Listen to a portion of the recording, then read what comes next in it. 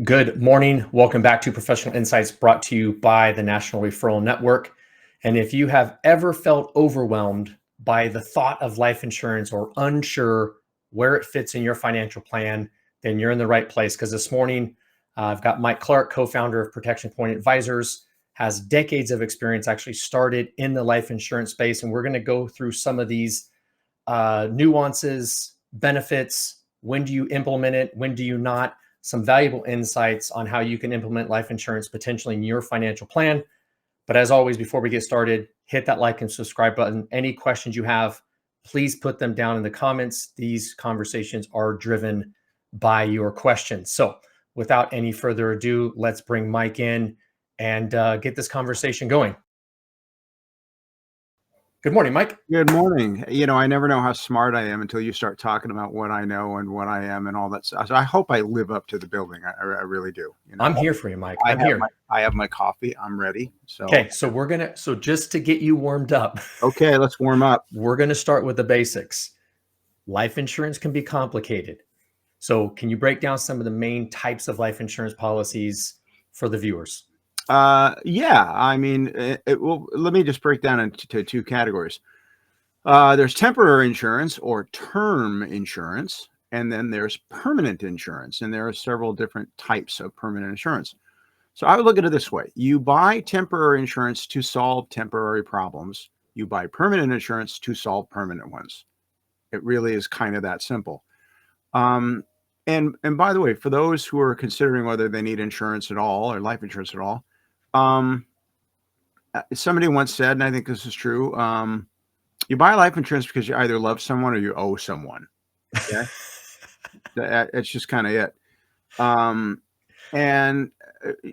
it's really meant to make those you love or those you owe whole if something happens to you, especially prematurely. Okay. So the idea is to use the right tool for the right job. And so when choosing that tool, Mike, like what are some of the factors that people should look at, weigh before choosing a policy? Because obviously there are people online that say buy term and invest the rest, right? There are other people that market this infinite banking, right? Put all of your income into a permanent policy and then use the cash value. How does somebody weigh that information to determine what tool is best for them? Well, it's a lot of information. The first thing I think you have to do is to determine how much insurance you need. Okay. Okay. Somebody dies and there's life insurance. Nobody ever asks what kind of policy it was. They ask, what's how much am I going to get, or how big was the policy? Okay. So you got to do the math right. And I think this is where a lot of, this is a very, very poorly planned area, I think, because the math is very seldom done correctly. So you have to look at, all right, so how much income do I want to replace and for how long to my loved ones, my spouse, my kids, what have you? Okay. And then you may want to add other liabilities that need to get satisfied beyond that. Maybe a mortgage, maybe a business debt, things like that. But it's very important to do the math on this so that you understand what your level of exposure is really. An interesting thing is one place you can start, and a lot of financial planning tools have this calculator that assesses what's called human life value. And essentially, it's like saying if I was killed by a drunk driver and it turned out that drunk driver was a drunken LA city employee, okay, how much could my family sue the city of Los Angeles for? Okay. Oh. And that's human life value. That what the courts are going to do is they're going to determine, okay, what was the person's economic value, say, to their retirement, and then they're going to take that number and they're going to start adding stuff onto it after that. But I think a lot of financial planning tools enable you to do that, and they're pretty handy. But I think getting the math right, how much do you want to replace for how long, to whom, and all that stuff. It's really, really important to look at how much insurance do you really need. Try to isolate that and make sure you're comfortable with it. All too often, people just go, give me $1 million, give me $2 million. It's sort of like an auction. Give me $1 million. Right. So then how does somebody balance that, Mike? The affordability with the protection, right? Because if you calculate human life value, that could be a very large number. It could be a big number. Look, it's not that you're going to solve the entire problem. I mean, I certainly would recommend that people do, but In the case of term insurance, especially if you're young enough, it's a cheap solution. I mean, it's not Right. terribly expensive. Um, so again, the first priority is just buy enough. Okay, I don't really care what kind of policy you buy, just buy enough. Okay, you cover whatever the need is. Okay. Okay. And so then beyond the death benefit, I mean, obviously life insurance has been told that it can be like a wealth transfer tool within a financial plan. Sure. How explain a little bit of how that works and why it's something more people might consider. Well, I mean, if you're talking about permanent insurance, okay, Okay. uh, again, I think you buy permanent insurance. Permanent insurance is that which builds an underlying cash value. And over the years, the growth of the cash value to a lot of people has, been, I guess, represented as sort of another retirement income stream, another way to Yeah. build money because life insurance is tax deferred and all this kind of stuff. But understand that every insurance policy has an insurance cost built into it. Okay. So it doesn't build money better than anything else. It just builds money kind of like something else, less the cost of insurance. Okay. And it's important. So it's important to understand what's running under the hood. But really, permanent insurance really is about having money available to your heirs when you die, regardless of when that is. Okay. So the question is, well, how big is that need? Okay. Um, there are a few, I'll give you just sort of a few examples. Uh, if someone has a significantly large estate, life insurance can be used to provide liquidity to the estate that the estate can need. Okay. Particularly if there's a, relatively large expensive asset transfer to the next generation. Okay. Often that might mean a policy on the life of one person. Sometimes it might mean the policy on the life of two people, because generally it's not about the first death. In the case of a husband and wife, it's a matter of the second death. Okay. Um, Often those policies are owned by separate entities like trusts and things like that, because we don't Mhm. want them inside the estate. And that's a relatively sophisticated thing. That's one example of a permanent policy. Another example might be somebody who has, say, a pension plan. Okay. And this is so many people. I mean, not a lot of people have pension plans anymore. I mean, some people do. Um, but um, pension plans offer a variety of different income options. It's, when you retire, you're being asked, how do I want to draw the income? Generally, if you're married, most people will pick lifetime income options, income that they can't outlive, because nobody wants to bet against their own longevity. So Mhm. they'll pick income that they can't outlive. And generally, they'll want to leave some of that income behind for a spouse or a loved one if they predecease that person. Well, if you're going to leave money, if you're going to leave money on the table, which means in order to do that, let me back up. In order to do that, you're going to take less income over the course of your life for the sake of leaving money to somebody if you die Okay. before they do. That's how it works. Okay. Okay. Well, if you forfeit money for the sake of leaving money to somebody, if you die before they do, you have just bought life insurance. You haven't bought a policy, but you've bought what it does. Okay. Okay. So in many cases, permanent insurance can be a substitute for doing that, because you're sort of insuring or providing that income for that person sort of outside of the plan. Okay. So there's two incidents where, permanent insurance is kind of common. Okay. Um, and then I guess you can, if you like the way the cash value builds in certain types of policies, and if you're saying, well, I want some of my retirement to be conservatively driven, and I also want to be able to draw money out in a tax-free manner, which you can do with life insurance, then that might be a third thing. So, Mike, let's dig into that cash value side of it because there's a lot of talk about using cash, the cash value for retirement. But I think one of the biggest misconceptions is when we talk about a tool, right? There's the tool of life insurance of the death benefit to providing that income to your family if needed. And there's the tool within the life insurance, the cash balance. Sure. But one of the misconceptions that I hear a lot is I'm going to draw the cash balance, but they don't realize that somebody has to, that's a loan. Somebody has to pay that loan back. And it typically comes from the death benefit when they die. Is Yeah, that right? No, that's correct. It's Okay. like think of it this way. Suppose you let's suppose you owned your house, right? Okay. And you didn't care who got your house when you died. You just didn't care. Okay. Well, the best way to own it would be to strip out as much equity as you possibly could while you were alive, because why wouldn't you? Yeah. Okay. Um, Life insurance works a little bit that way, where if you don't need the death benefit any longer, let's say, I don't know, you're in your 80s and you don't need this huge death benefit, well, you can spend it down. You can take policy, you can take the cash value out in the form of policy loans, which means they come out tax free, which means when you die, the loan is paid back out of the death benefit. It's kind of a cool way to do it. Okay. Then what happens to the cash value, Mike, if you don't use it and you die? Well, it depends. In the case of, there are different there's basically two different kinds of cash value policies. There's universal life, and then there's whole life. Okay. Okay. Whole life is where you pay the average cost of mortality. Let's just think of it as the average cost of insurance, backed up from age 100. And the reason that's important, it's like saying, I want to have life insurance till I'm 100, but I don't want to pay the cost of insuring me each and every year, because when I'm 80, it's unaffordable. Okay. Right. So I average it backed up from age 100, and that's basically what whole life is. Okay. Okay.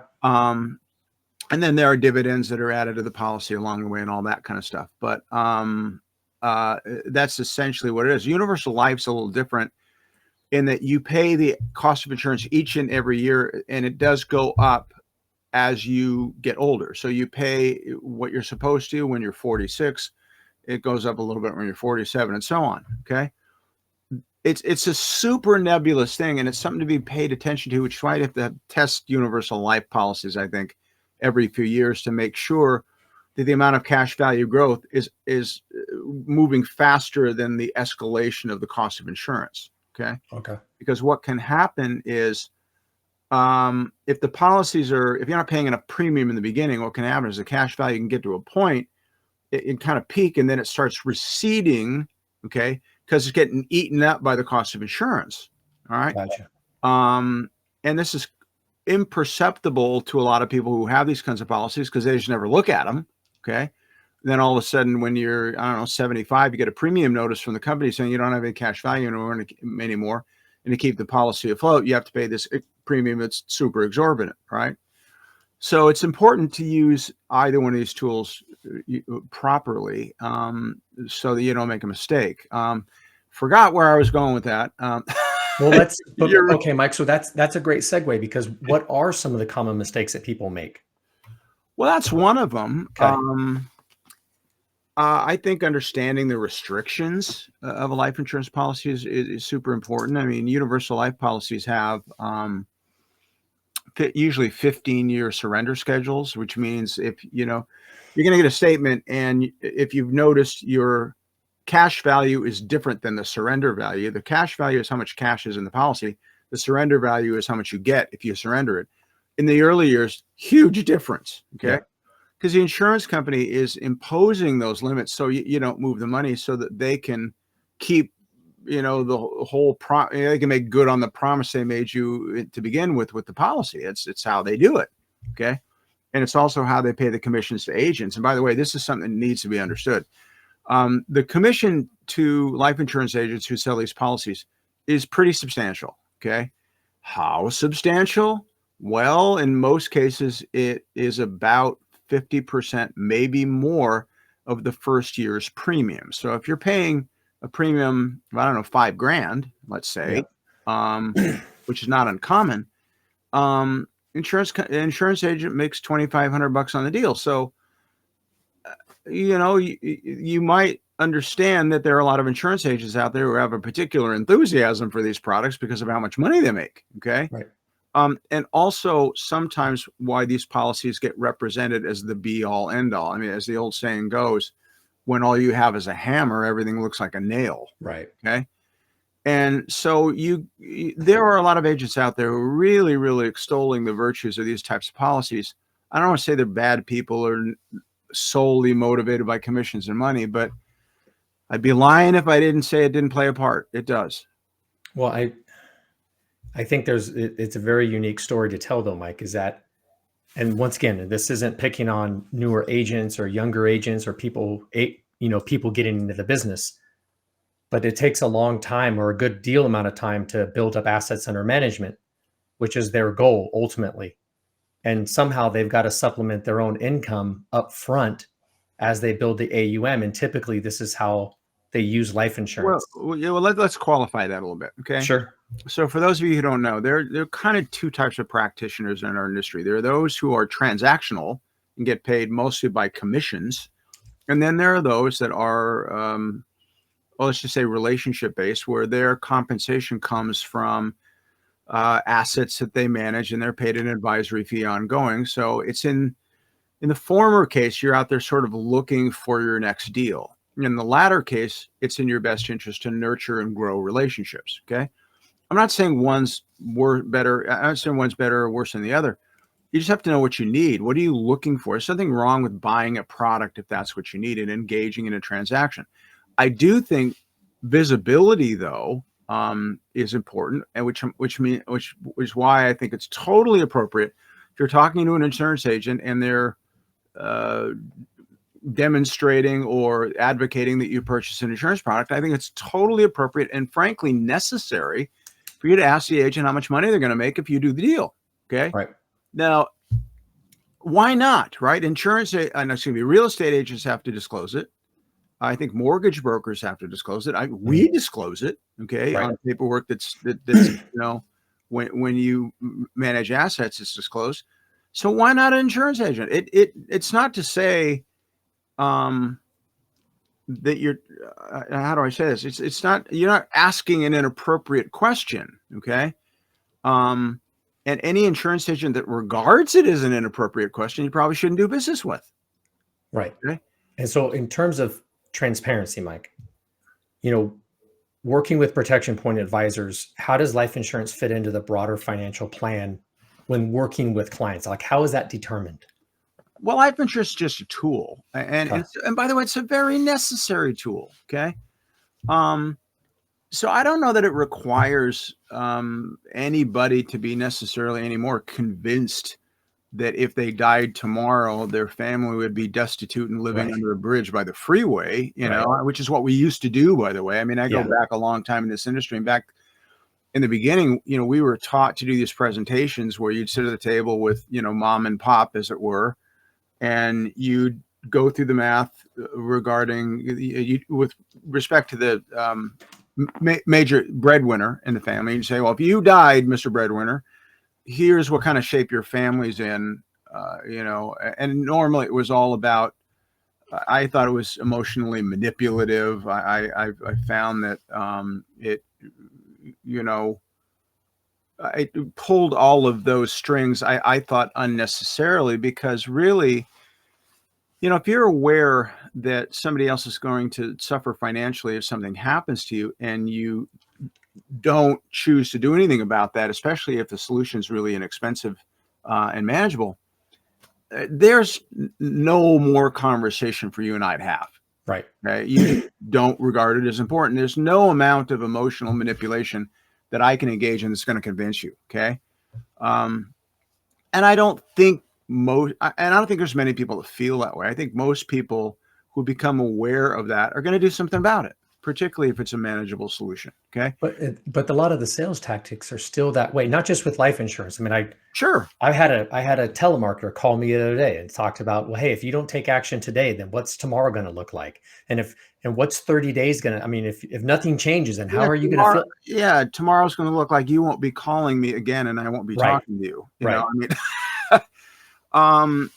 I don't think anybody likes that sort of thing anymore. I mean, that's really an old school technique that, that's like, I don't know, that movie Tin Men, where they're photographing the woman's house, and they say they're from Life magazine, and they say, well, you're photographing my house for Life magazine? Yes. Yeah. We sell aluminum siding, and, we're photographing your house as an example of what you don't want. And right. And of course, wait a minute, I don't want to, so right. So that's that old school sort of manipulative sales tactic. And,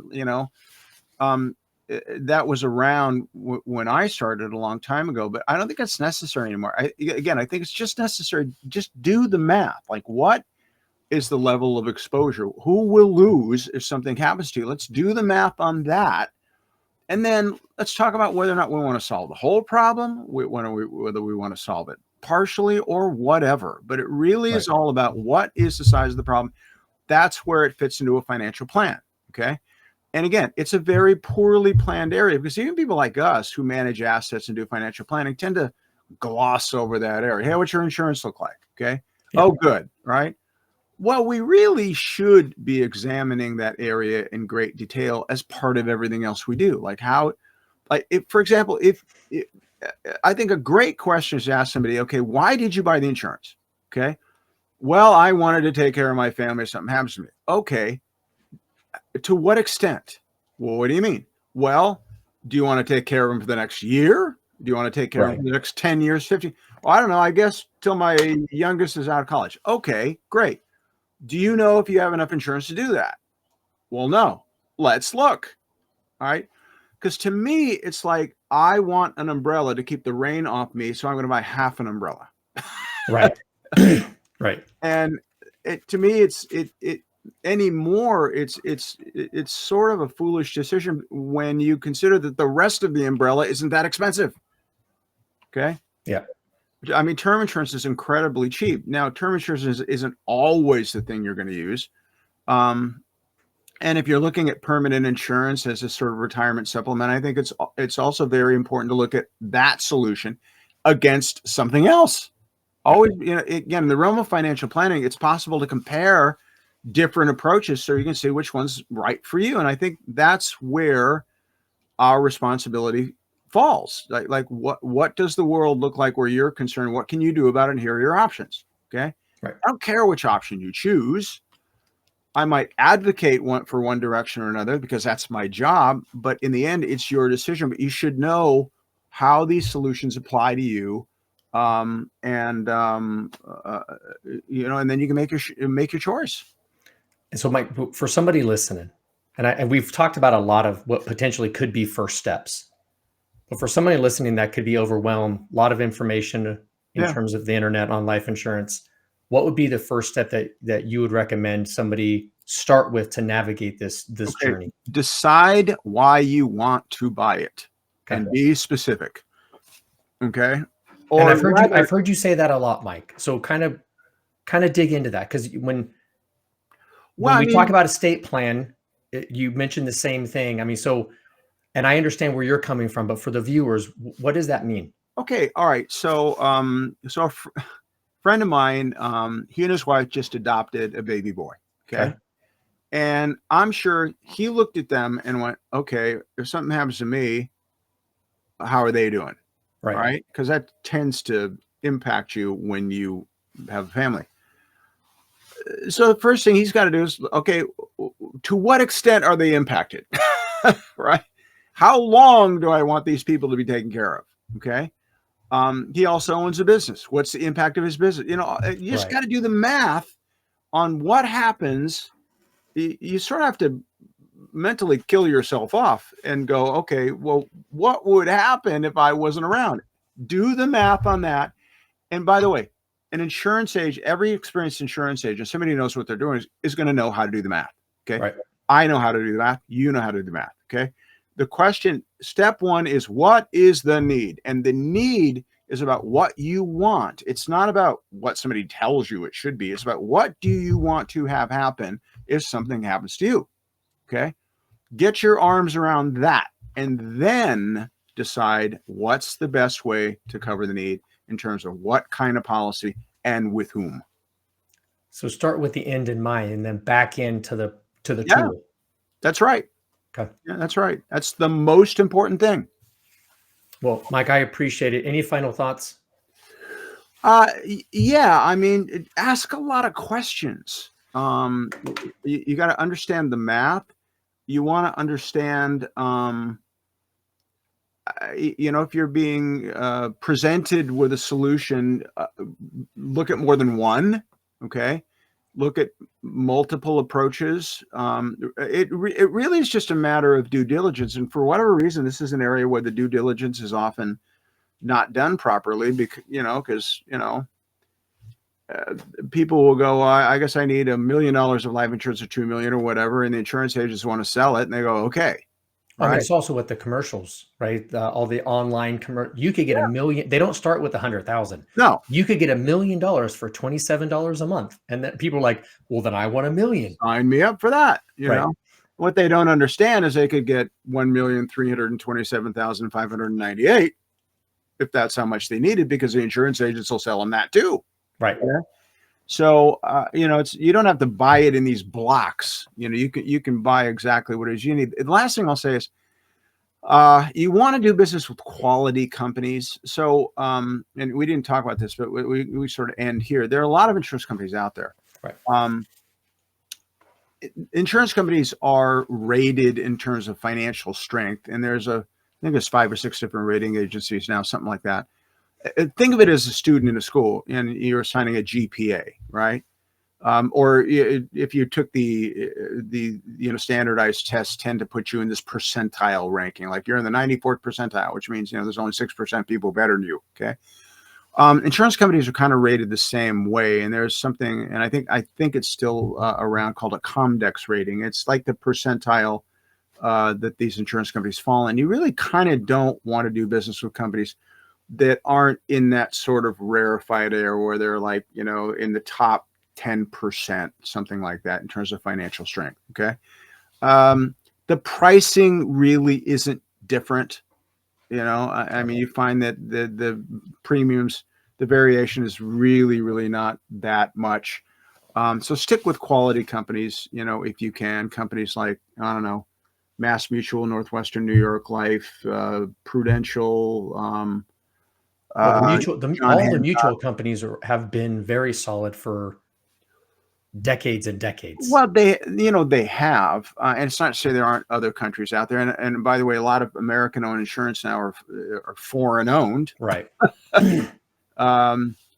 Not that that's a bad thing. It's just maybe something to be aware of. But yeah, stick with quality companies. And for goodness sakes, if you're going to have an agent help you, make sure the agent helps you do the math. Ask the agent. Again, I think it's an appropriate question. Ask them, what are you going to make if I do this deal? I just want to know. Okay, my real estate agent tells me, I just want that kind of visibility. You got any problem with that? Okay. Right. Perfect. Well, Mike, I appreciate the time this morning. As always, hit that like and subscribe button. Put the questions down there. I know people have questions about it. We'll get them answered. We're here every Tuesday. But thank you, Mike. I appreciate the time. Yeah, me too. Thanks, Mike.